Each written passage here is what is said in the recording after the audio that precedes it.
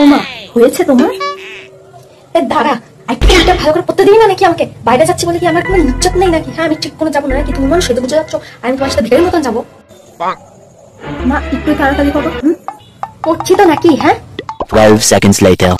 মা চলো। আরে যাচ্ছি, তারা দেখিস না জামা কাপড়ের কি অবস্থা করে রেখেছিস, এগুলো একটু গুছিয়ে দিয়েছে, একটুখানি তারা।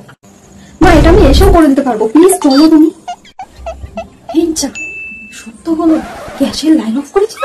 হ্যাঁ না, মা ওটা আমি করে দিয়েছি। আমার কথা শুনবে তো? হ্যাঁ, এই ব্যাগটা আমাদের জল নিয়ে দাদা নিয়ে আসছে। মা জাস্ট আধা ঘন্টার জন্য যাচ্ছি, ভগবান। জল নিয়ে নিয়েছি, এবার সব না কমপ্লিট, চল চল চল।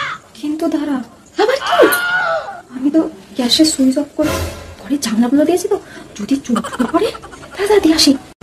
ও ভগবান, এবার গিয়ে কি আমরা ওখানে ধুনুচি দিয়ে পুজো করবো? মা হ্যাঁ চল, সব নিয়ে নিয়েছি। কিন্তু দাঁড়া, বাইরে এখন রোদ আছে, আর একটু করে মেঘলাও হতে পারে, বৃষ্টি হলে। দাঁড়া দাঁড়া, ছাতা নিয়ে মা, বাইরে পুরো রোদ। ও মা, হ্যাঁ চল, এবার ছাতাও নিয়ে নিয়েছি, জানলা বন্ধ করে দিয়েছি, গ্যাসের লাইন অফ করে দিয়েছি। দাঁড়া, সবকিছু চাবি নিতে ভুলে গেছি। আর গিয়ে কি করবো? আর লাভ নেই, আর দরকার নেই, কোনো দরকার নেই জামা চেঞ্জ করে। চল এবার না, কোথায় গেলি তুই? দেখি বসে তুই কোথায় গেলি? আর গিয়ে লাভ নেই, আর কোথায় যাওয়া তুমি?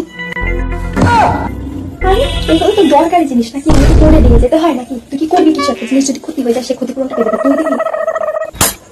ধন্যবাদ।